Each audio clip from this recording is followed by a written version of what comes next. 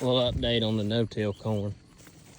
I just top dressed it with 85 units of N, and it had some sulfur in it. This is kind of came up spotty. I got bare spots out here, but that's just from, I don't have anything for my downforce. So maybe if we have a good crop, maybe I can upgrade that part. But it's not looking too bad. Decab 6744 on upland. We got a little over 160 something units out here. So we'll see. I think it's 166.